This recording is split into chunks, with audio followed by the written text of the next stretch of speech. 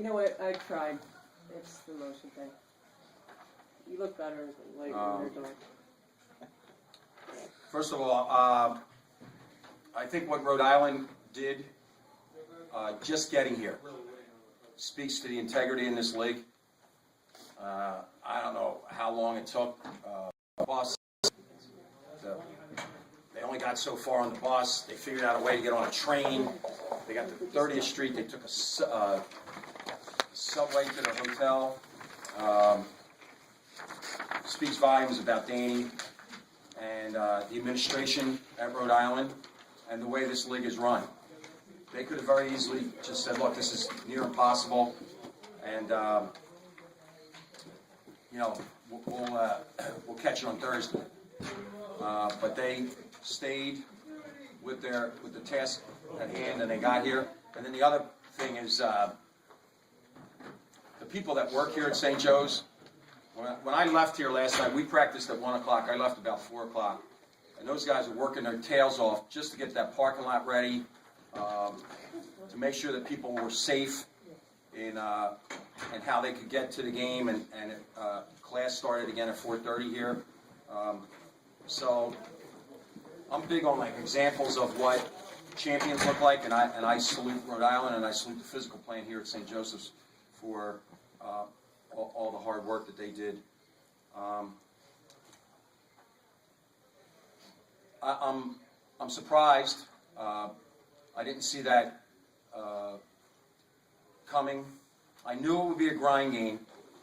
I knew that defensively, they've really put a lot of stock in their defense. They're only giving up 67 points a game. They're only scoring 67, and they made us, fight every possession. I thought offensively, second half, I was really pleased. They're not a long-range shooting team, and again, the reaction to being down, whatever that was, 6 or down 6 with 14 minutes left. No panic, and we got a little bit more urgent.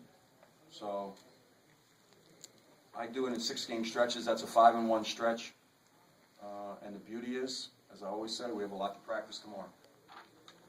Phil, the fact that there was no panic, 6 you can't, nobody can make anything. Is that just where your group is at this point? It's it's them, Dick.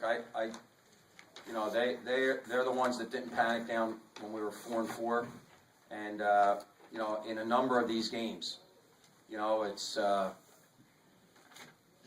I wanted to look, you know what I mean, because I want to excite. We had a nice student turnout there. I want to excite people, but it wasn't to be. And in the league, maybe that's not the way it's going to be. But, we trailed to Drexel, we trailed to Denver, we trailed to Boston U. We stayed with it. We trailed at George Mason. So, we practiced them. We asked them to practice an hour and 40 minutes or an hour and 45 minutes. We don't say an hour and 35 minutes and then be casual, and they played 40 minutes.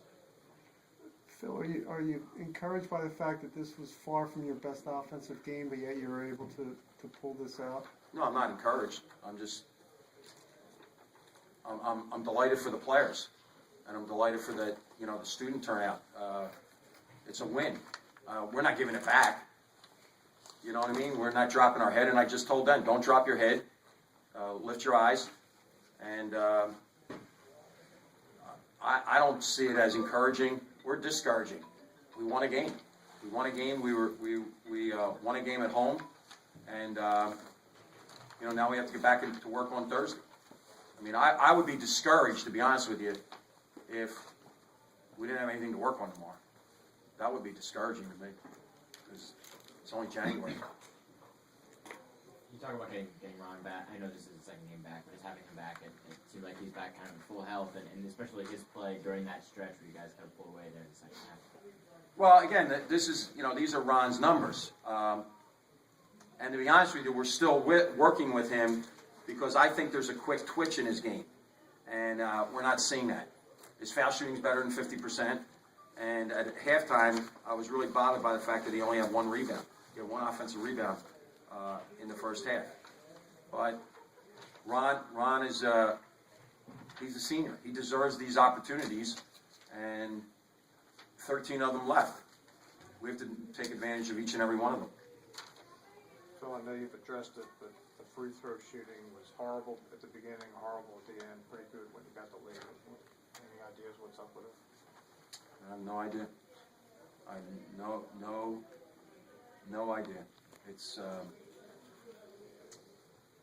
I don't even know the word to put on it, but when you go 4 for 10 Division I players in a first half, that really leaves you churning inside. And I'm trying to be as encouraging as possible, but you know, take out Langston's, and we're 13 for 28. That's under 50%. Well, Richmond just knocked off UMass tonight, and you go down to Richmond and then at Dayton, and then you've got UMass, St. Louis, and VCU all coming in. Can you just talk about this sort of stretch you guys have upcoming? Yep. We practice tomorrow at 3:30, and we play Richmond on Saturday. That's the stretch. I've never, ever, ever looked beyond. The next game is Richmond, so we have to prepare for Richmond. I'm not really surprised at that result. Richmond's style is so unique. If I'm correct, I think they've lost 6 times, and 3 of them have been in overtime. So everybody, and it's great. They beat a nationally ranked team that was at Richmond. The game was at Richmond. I've only seen a few minutes of them. I'll know more by 5 tomorrow morning. But I've only saw a couple of clips against Dayton, and again, Dayton's holding 9, and they just keep coming. So it's really a game, a mental challenge. And when you factor in all the things that go in, like tomorrow we're scheduled to practice at 3:30. We have 5 guys finishing class at 3:20. We have 3 guys leaving at 5:30 for another class. So you gotta be really sharp mentally. Thanks. Thank you. Thanks.